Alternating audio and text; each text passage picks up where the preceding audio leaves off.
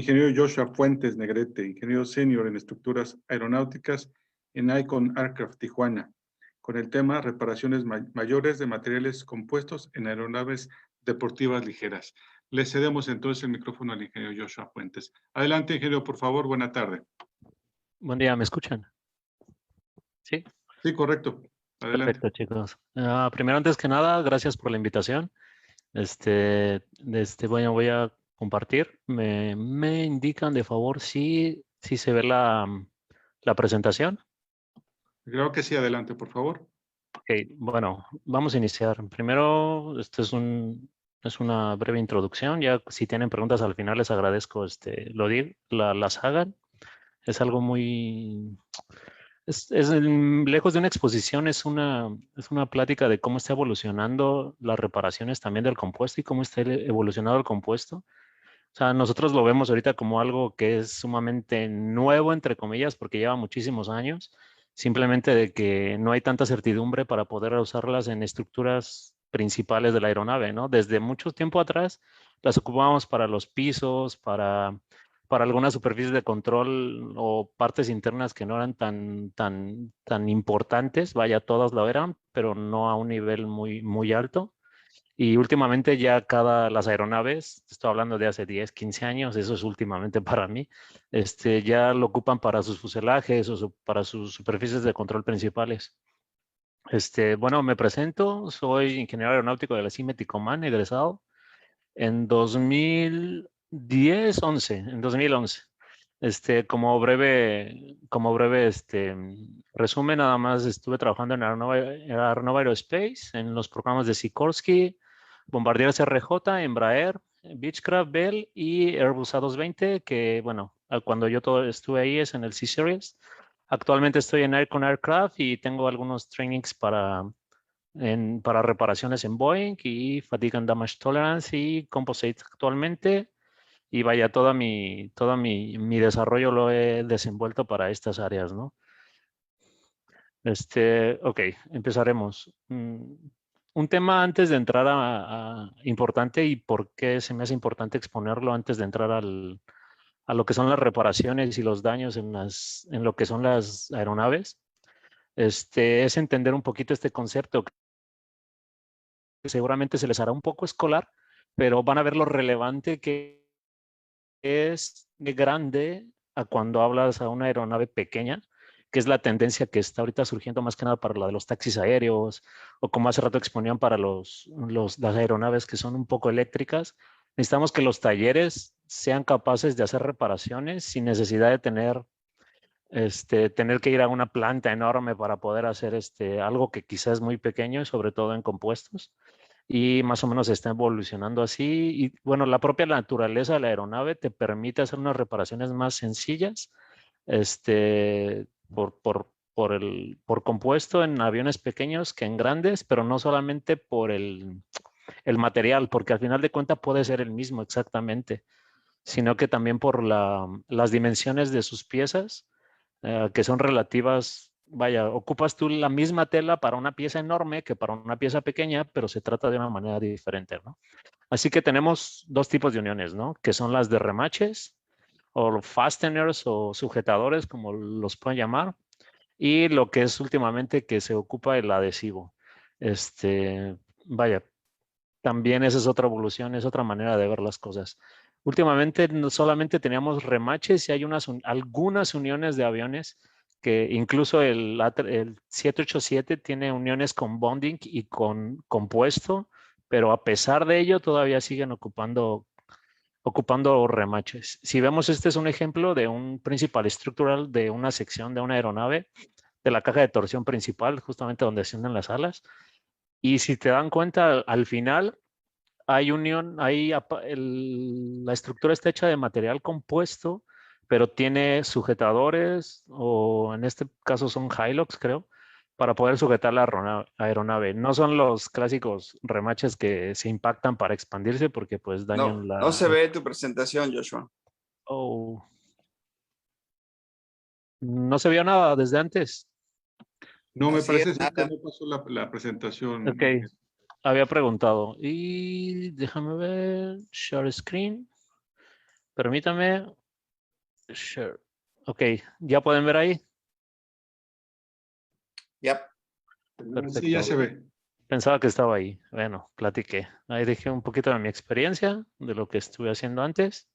Tal vez un punto de remarcar que solamente tengo 3 firmas de autoridad ahorita actualmente, que es la de Sikorsky, la de Bombardier y donde estoy actualmente la de Icon Aircraft. Bueno, esto era lo que explicaba en un principio sobre las uniones, que es el Fastener Stress Concentration y en los fasteners, los sujetadores y las uniones con adhesivo. Y esto era el ejemplo que les estaba dando. Esta estructura es de una aeronave grande, hecha de material compuesto, pero si ven al fondo, a pesar de que está hecha de material compuesto, todavía viene con sujetadores. No son los remaches clásicos, sino que también son son sujetadores. Son vaya, no se expanden, tienen una nud y se atornilla. Y esta, así que se ve muy al final, más adelante pongo más imágenes que son más claros, son de un avión pequeño. Si se dan cuenta, solamente es adhesivo. No hay remaches, no hay absolutamente nada. Ahora sí que mucho del por qué no ocupar el material compuesto de lleno y solamente el adhesivo es la certidumbre que se tiene sobre la fabricación. Todos sabemos que la distribución como aquí en esta imagen de este lado, la distribución de toda la carga es más eficiente en el adhesivo que en los remaches, pero aún así, como en la fabricación no están muy seguros de que eso funcione, siempre ponen los remaches. Así que las aeronaves ligeras, al tener unas fuerzas menos agresivas a transmitir entre sus componentes, le dan una cierta certidumbre más fuerte al adhesivo, o más bien las normas te lo permiten.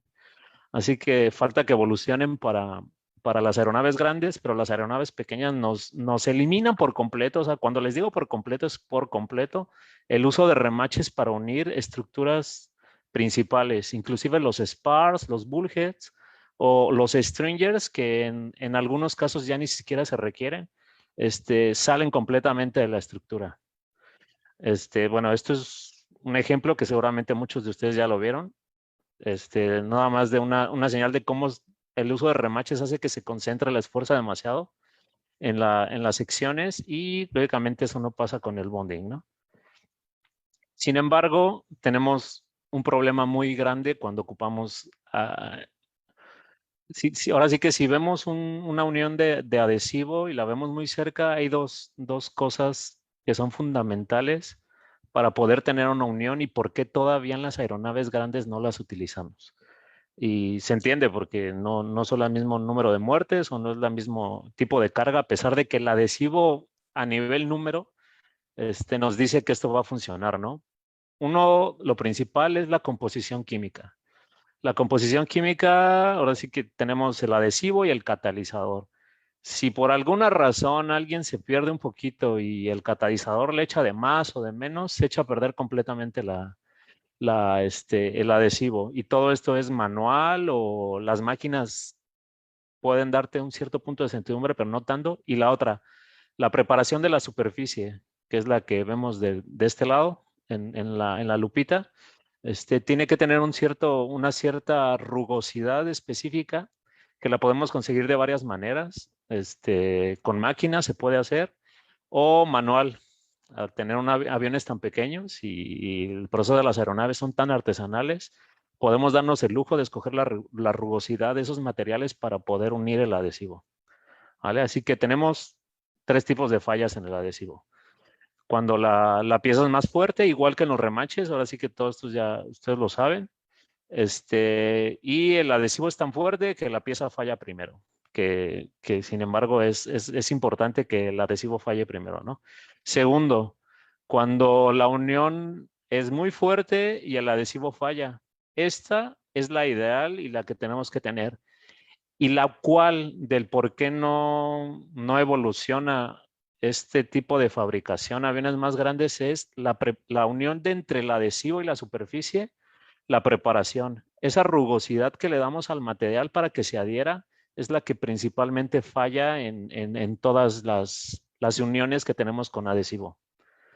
Así que tenemos En el proceso de pegado tenemos 3 factores, que es la preparación de la superficie, la aplicación del adhesivo como tal, que también tiene su tiempo específico porque empieza a curar dependiendo de los catalizadores en un momento o en otro, si lo mueves o no lo mueves. Es algo muy elaborado, y el proceso de curado, que se requieren hornos para poder hacer curados, no nada más para las piezas. Ahora sí que en la hora de fabricación de piezas tenemos nuestros autoclaves y metemos las piezas y todo este tipo de cosas, ¿no? Pero para pegar ya la estructura como tal, necesitamos también hornos de tamaño de la aeronave para poder hacerlo, componentes. En este caso, no podemos meter un Boeing 787 a un horno del tamaño de ese avión, que seguramente a algún ingeniero se le ocurrirá que sí es posible, pero no sé qué tan factible sería fabricarlo. Pero sí podemos meter un avión pequeño completo, un horno, para que las uniones se puedan curar apropiadamente.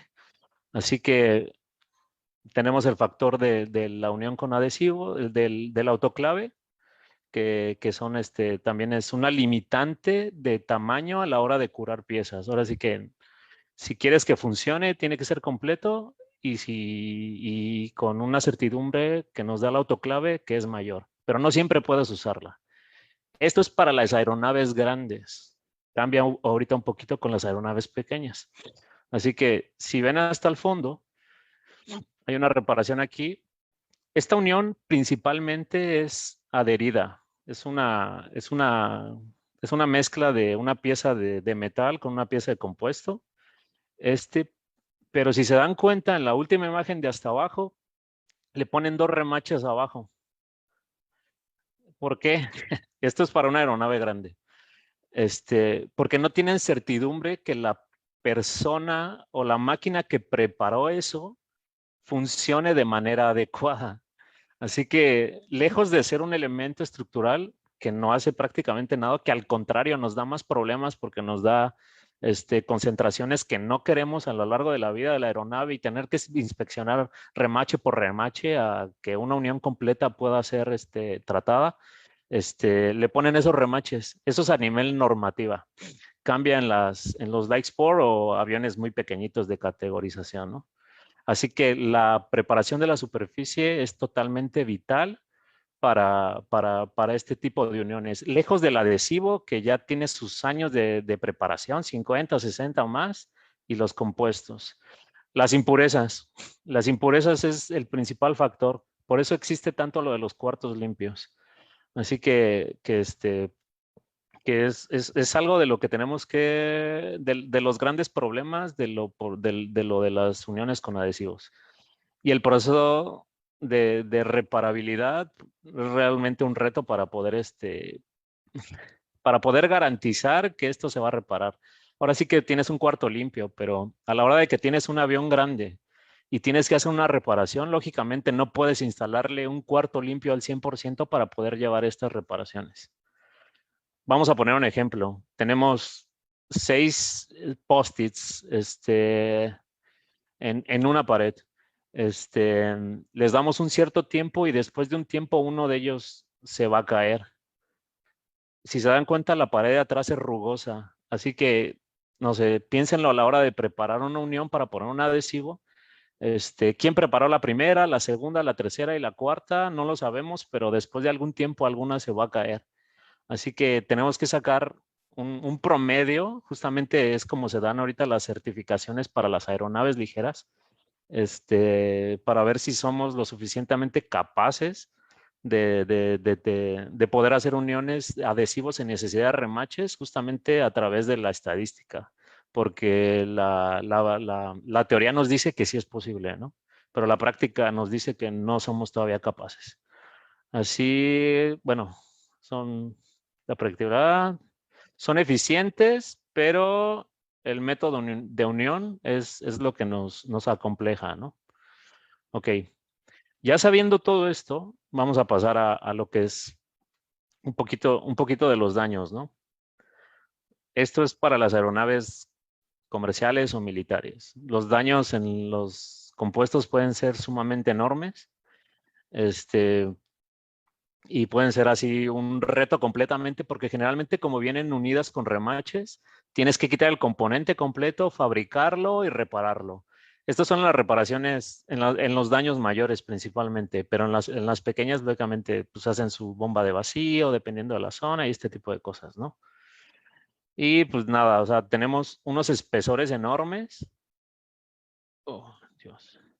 Y pues eso ya nos lleva a tener que fabricar de nuevo las piezas o tener que meter las piezas a un autoclave para tener certidumbre de lo que estamos reparando o fabricando. Mucho del uso del autoclave no es que sea mejor o peor, sino cuando tienes elementos que son sumamente gruesos, el vacío de las bolsitas y de todo lo que hacemos manualmente no es suficiente para poder compactar tantas plies. Así que las aeronaves grandes tienen un emplayado muy, muy enorme. Tienen muchas telas y la fuerza mecánica que hace una bolsa de vacío no lo es suficiente. Por eso se necesita el autoclave y por eso es tan complejo reparar en aeronaves grandes, ¿no? Y, ok. Pasando a las aeronaves grandes, vamos a entrar aquí les voy a presentar al proyecto actualmente en el que estoy trabajando y también dar un ejemplo de una aeronave mexicana en la que están ocupando más o menos el mismo método y es muy bueno. Es una aeronave muy pequeñita, es de 2 plazas, es el Icon A5, actualmente la estamos fabricando en Tijuana. Completamente, ahora sí que desde que llegan los rollos de tela hasta que se ensambla el último tornillo, de aquí se va. Es un verdadero reto. Si se dan cuenta, en la parte inferior, en la foto interior y en la foto de la derecha, la aeronave está hecho completamente de compuesto y se alcanzan a ver así más a detalle, justamente para eso pongo la foto del lado derecho, no hay remaches. Todas las uniones están hechas completamente con adhesivo.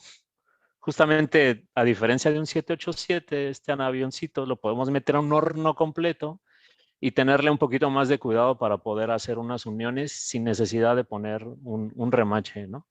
Y podemos meter elementos plásticos para poder para removerlos y quitarlos de una manera más eficiente. Por ejemplo, aquí vamos a empezar con los daños, ¿no?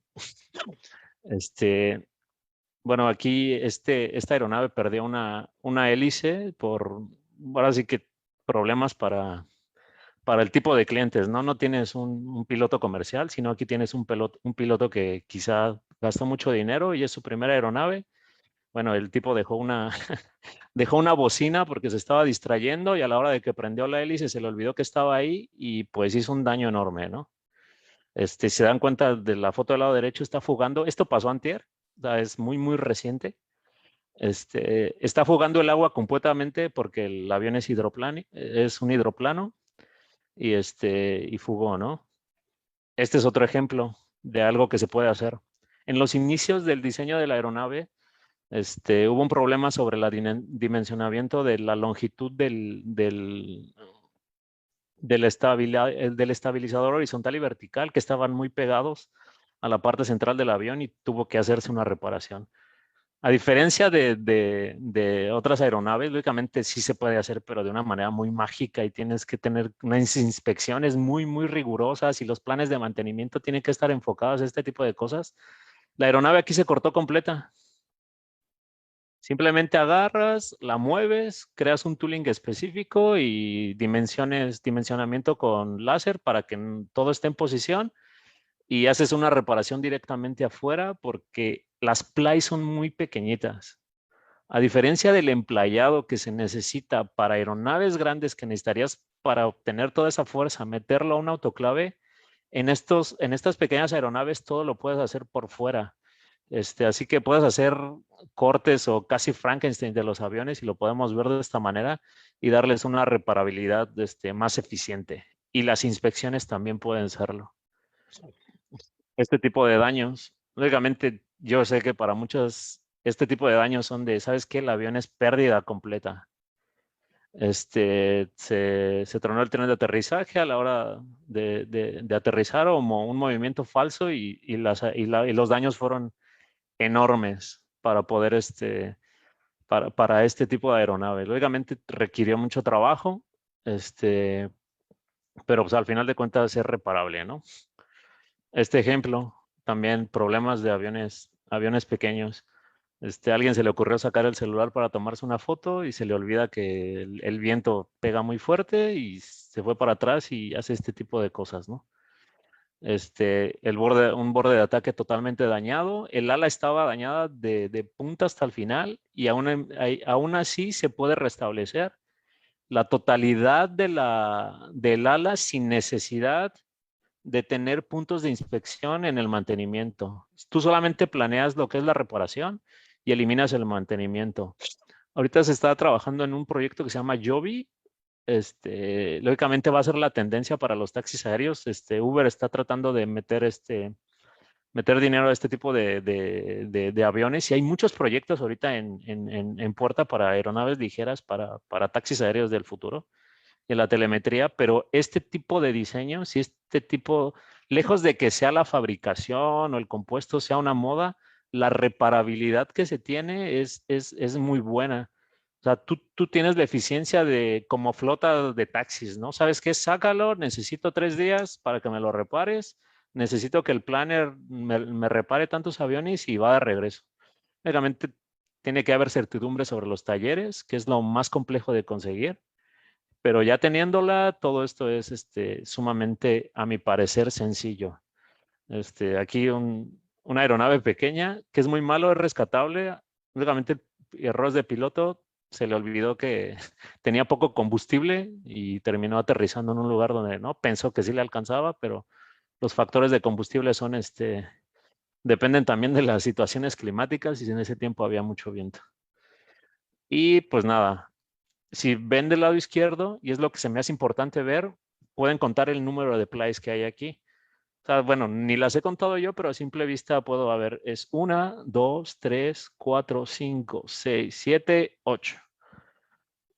En una aeronave grande esto es totalmente imposible. ¿Por qué? Porque los grosores son muchísimos. Así que tienes problemas para balancear la reparación, que todo tenga simetría a la hora de curar y todo este tipo de cosas. Y si no lo metes al autoclave, no se compacta bien. Y si no lo adheres bien, hasta a veces las reparaciones se despegan completamente de la aeronave grande. Aquí te evitas problemas. No tienes ni siquiera que hacer ultrasonido o solamente tienes que verla daño y quitas absolutamente todo lo que está dañado y solamente lo reconstruyes. Y ya te evitas problemas de que esto esté dañado. Justamente esto es la ventaja de tener este tipo de material y este tipo de uniones, porque generalmente te tienes que preocupar porque los holes estén bien hechos, que los diámetros y todo este tipo de cosas. Aquí lo eliminas totalmente y simplemente vuelves a pegar y reconstruyes la pieza o despegas una pieza, la limpias y la vuelves a pegar. Hay situaciones en las que ya las aeronaves son imposibles de reparar, pero sin embargo, pues siguen siendo algo reparables, simplemente ya sale muy caro, pero así como ven esta aeronave, todavía tiene solución. Ok, el proceso es muy manual, así que tiene una facilidad de fabricarse, así que no solamente por la cuestión de diseñadores ni analistas, sino también el futuro de esto es el mantenimiento. ¿Por qué? Porque tiene que ser muy sencillo y los talleres tienen que ser capaces de hacerlo muy rápido. Y los entrenamientos son muy, muy cortos, ¿no? Solamente, al igual que un MRV o alguien que tiene que tener una firma de certeza, un técnico para este tipo de reparaciones tiene que tenerla y lejos de capacidad, porque muchos ingenieros son capaces de hacerlo, o todos a mi parecer, es la certidumbre de querer hacer las cosas bien. Si lo obtienes, ya lo puedes hacer y es muy rápido trabajarlo. Las reparaciones pues, ahora sí que tenemos delaminaciones y vaya, esto es nada más como un ejemplo, ¿no? De algo que ustedes ven en cualquier manual de reparaciones, que pueden ser reparaciones superficiales o reparaciones bajas, pero nada, o sea, reparaciones tan enormes las puedes hacer en un instante sin necesidad de autoclave y en la aeronave completa. Y otra cosa, dos factores. El principal, el del lado izquierdo, que es la adherencia y la preparación de la superficie. Ese es el más importante. Y el segundo, el método que quieres hacer para poder pegar tu reparación. Existen dos reparaciones clásicas, que es la de step repair y la de scar repair, que es la del lado derecha, que está como, no la escalonada, la del lado de abajo, sino la que está inclinada. Este tipo de reparaciones te da mucha certeza para poder hacerlo manual.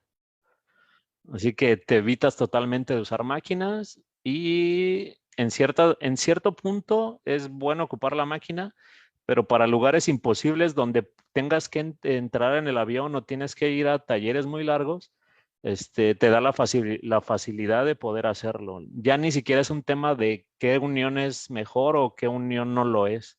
Es un tema de quién va a ir a repararlo, dónde va a ir a repararlo, con quién van a ir a repararlo y si hay capacidad de repararlo o no. Si se dan cuenta, del lado derecho hay un ejemplito, justamente es de esta aeronave. Esto es, ¿por qué lo pongo lejos de ser algo escolar? Esto es lo más grueso que tiene una aeronave ligera. No hay nada más grueso y es lo único que se mete autoclave. Todo lo demás se hacen en embolsados normales.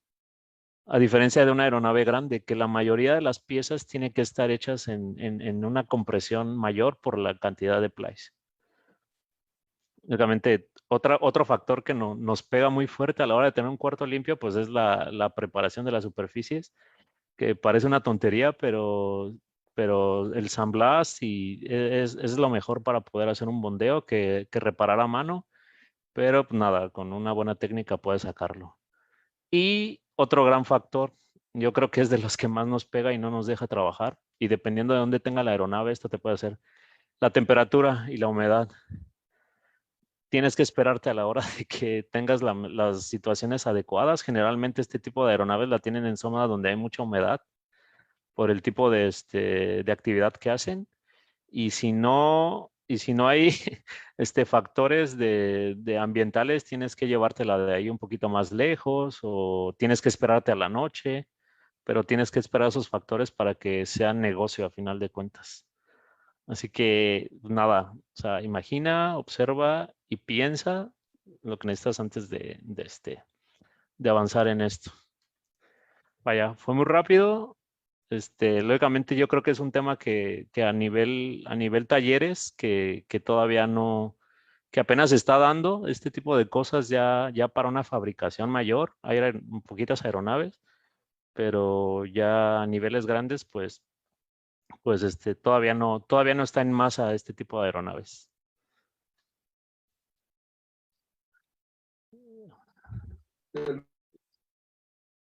Hola, listo.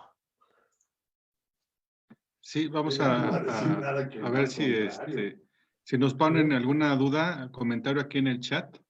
De entrada, pues agradecerle al ingeniero Joshua su participación en este primer simposio de la maestría en ingeniería aeronáutica. El tema ha sido muy, muy, muy interesante. El tema de materiales compuestos y sobre todo lo que comentaba, que tenemos una aeronave que no tiene remaches, ¿no? Eso yo recuerdo que en la historia de la aviación en México había un solo avión que no tenía remaches y creo que fue el ingeniero Sarabia el que había propuesto ese fuselaje y cuando falleció desapareció esa técnica que tenía. Sin embargo, bueno, ahora la estamos viendo con una aeronave deportiva, pero pues como decía, y me voy a atrever a decir esto, parece magia, en realidad tiene mucho de ingeniería, ¿no? De ver los productos, de ver las características químicas de cada uno de ellos, que no es poca cosa, ¿no? Habla de investigación que se ha hecho para poder llegar a estos puntos, estos diseños que se tienen en la propuesta, pues muy interesante. Nuevamente, ingeniero Joshua, le agradezco mucho la participación en este primer simposio de la maestría en ingeniería aeronáutica. Y bueno, no sé si alguien quiera comentar algo, que alce la mano, que nos escriba aquí en el chat. Sí, una manita levantada, sí. Sí, a ver, déjenme ver. ¿Quién dijo yo? No los veo aquí. Está ingeniero Lemus y David Almaguer, Chavero. Gracias, Ingeniero Joshua. Nada para aclarar un poquito, el 787 en su mayoría las reparaciones no son en autoclave, son en sitio, a pesar del tamaño. Sí. Me refería más que nada a la fabricación de las piezas completas. Fabricación sí es diferente, pero la Sí. reparación es otro tema. Vaya, o sea, no es un punto de discusión, pero lógicamente si tú tienes un daño que atraviesa el avión completo, lo parte en dos, ya te pone mucha cuestión a cómo reparar. No, ¿sabes? claro. Justamente Si explota en 1000 pedazos, pues no lo vas a poder reparar, ¿verdad? Exacto, pero a diferencia estamos hablando de reparaciones estas. clásicas, ¿no? Por ejemplo, las que acabas de mencionar, todas esas reparaciones se hacen en sitio también, nada más para aclarar. Sí, perfecto. Gracias. De nada.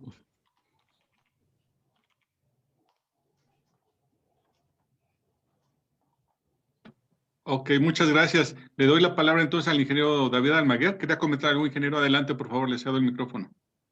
Muchas gracias, Joshua. Muchas gracias por tu exposición. Efectivamente es un tema muy interesante, sobre todo en temas 100% de ingeniería, como es la cuestión estructural, la cuestión de reparaciones estructurales. Y de ahí, pues, es un tema que en lo particular me ha venido llamando mucho la atención de fechas pasadas a la actualidad. Y sobre ese aspecto, por ejemplo, sé que se haya intervenido mucho la cuestión de los materiales compuestos en la fabricación de partes de aeronaves y de aeronaves completas. Y de aquí me viene, de acuerdo a tu experiencia, conocer hasta qué tamaño de aeronave tú consideras que se puede todavía considerar una aeronave segura 100% de materiales compuestos. Y me refiero 100% porque sabemos que ahorita hay una mezcla híbrida entre materiales compuestos y entre todavía el uso del aluminio, el 2024, 7075, remaches, como tú bien lo dijiste, todavía se utilizan los adhesivos y remaches por la incertidumbre que genera, pero en ese ámbito, ¿tú cuál consideras que puede considerarse el tamaño ideal de una aeronave que digas, aquí sí puedo aplicarla 100% con materiales compuestos? Ahora sí que lo que he visto de tendencias, y no solamente por la aeronave en la que trabajo, sino por las que he visto que están surgiendo. De hecho, hay muchos proyectos en puerta a partir de esto. Cualquier aeronave que no sea presurizada, para mí puede ser, para mí y para la mayoría de los que están ahorita, yo creo que invirtiendo su dinero, lejos de que sea posible, porque los números nos dicen que es posible, cualquier aeronave que no sea presurizada puede ser factible para poder ser pegada completamente con adhesivo. Totalmente. Sí, ahora sí que digo, hay gente y hay expertos más específicos en este tipo de situaciones. Lejos de la reparación, cada aspecto que les platiqué ahorita de una manera muy general es un mundo completo. Todavía no tienen una reglamentación o no quieren soltar algo para que sea completamente con puro adhesivo, ¿no? Quizá hay algunos testings y algunas aeronaves experimentales y este tipo de cosas, pero que sean funcionales ahorita a la actualidad, cualquier aeronave que no sea presurizada puede ser candidata total para ser pegada completamente con adhesivo. Perfecto, Joshua. Oye, y una segunda pregunta, si me lo permite, Raúl. Precisamente en ese tenor, de acuerdo también a su experiencia, la cuestión de los adhesivos actualmente utilizados en la industria aeronáutica, ¿todos se consideran hasta el momento de importación o ya ustedes tienen proveedores 100% mexicanos al tema adhesivos aeronáuticos? Son totalmente importados. ¿Por qué? Porque lejos de la fabricación, como cualquier material aeronáutico, sea de aluminio, sea de remache, lo que sea, la certificación es de lo que, ahora sí que dependemos de dónde se vende la aeronave para poder hacerlo o no. Actualmente, por ejemplo, la mayoría de los proyectos están en Estados Unidos. China se está arriesgando ya y un poquito la zona de Australia. Y ellos tienen sus propias reglamentaciones, así que si algo me he dado cuenta aquí que es algo muy complejo, y esto lo pongo como un ejemplo, esta aeronave ya lleva alrededor de 10 años y tiene en construcción, no sé, como unas 4 o 3. Realmente no es tanto, pero la mediación entre las certificaciones de cada país, sobre todo lo que es Europa y la FAA, que teóricamente tienen lo mismo, se podrá decir. Hay una complejidad que no deja todavía que se autoricen este tipo de aeronaves en la zona de Europa. Así que Estados Unidos dice, ¿sabe qué? Esta es mi prueba. Y esto lo estamos viviendo en este momento. De hecho, es algo que nos está limitando. Nosotros tenemos nuestra aeronave, ya lo probamos, ya lo hicimos, pero justamente ante el miedo de este tipo de cosas que son nuevas y no, o sea, no son desconocidas para lo que es la ingeniería o el desarrollo, pero sí lo son a la hora de certificarlos, no quieren aceptarlas y eso es lo que está limitando quizás el crecimiento de estas aeronaves. Pero en cuanto a más agencias se abran para poder hacerlo, supongo que van a crecer y va a haber un boom en este tipo de adherencias. Incluso, lo puedo decir abiertamente, en México nos está costando trabajo. Hay alguna acercamiento que hemos intentado tener aquí con la FAC, que en ese tiempo era la DGAC todavía cuando lo intentamos. Y como hay como una laguna entre qué tipo de categoría tiene la aeronave, a pesar de que es muy específica, que es LSA, todavía no está tan amplia la especificación de lo que se permite como para que ya la admitan. No sé cuándo lo van a actualizar. Supongo que es un tema que ya tienen que evolucionar, pero sí nos está deteniendo demasiado eso. Sí, no sé si contesto la pregunta o si tienen alguna duda más. Todo claro, gracias. Muchas gracias, ingeniero Almaguer, y también ingeniero Joshua, por sus comentarios. No sé si alguien tenga algo más que agregar, alguna pregunta. Mi manita está levantada, Chabelo. Perdón, adelante. Lo que pasa es que tenemos la presentación. Ingeniero Joshua, ¿podría quitar la presentación para que podamos ver el contexto? Podríamos dejar de compartir. Sí. Permítame tantito. Ok, entonces le cedo la palabra a la maestra Aguilera, por favor. Gracias, Joshua. Efectivamente, aquí el problema que tenemos es que la Agencia Federal de Aviación en México, pues tiene categorías y esas categorías, muchas de ellas las tiene para certificación de aeronaves. A pesar de tal como lo comentábamos hace rato el ingeniero Domínguez Quijano y yo, el BASA se tiene ya desde hace pues 17, 18 años, no hemos podido terminar de acoplarlo a lo que tienen las reglas de FAA y que son las categorías de muchas aeronaves. En México, si ustedes recuerdan, pues no tenemos una categoría de aeronave experimental. No hay una categoría de ese tipo que muchas veces son como la que tú estás mencionando y no han tenido ni personal ni el empeño de poder tener esas otras aeronaves, porque aquí nada más tenemos ahora sí que una clasificación muy grande que dice aeronaves de transporte de pasajeros, aeronaves de turismo, agrícolas, pero no hay toda esa reglamentación intermedia entre una aeronave acrobática, una aeronave de turismo, una aeronave experimental, una que muchas veces tú terminas en tu casa, te venden el kit en Estados Unidos y tú lo estás armando en tu casa. En los Estados Unidos lo puedes volar y aquí en México pues no tienes un permiso para hacerlo. Entonces, es algo de lo que comentábamos hace algunas horas, algunos minutos con anterioridad, que pues México necesita y es urgente que pues nos abramos ahora sí que a todo lo que tiene el mundo y poder seguir trabajando y que la dirección de la FAC en este caso pues ya tenga las oportunidades para podernos certificar ese tipo de aeronaves y poderlas también vender en el país y volarlas en el país.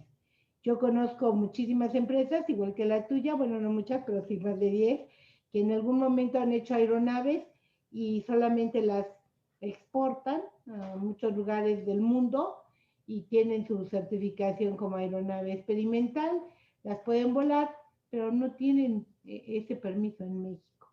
Por lo menos conozco 4 que están volando en Nueva Zelanda, otras están en Australia, otras más acá en Venezuela, las Guyanas, y pues lamentablemente nosotros no tenemos esa categoría ni forma de certificación, pero en otros países la pueden obtener.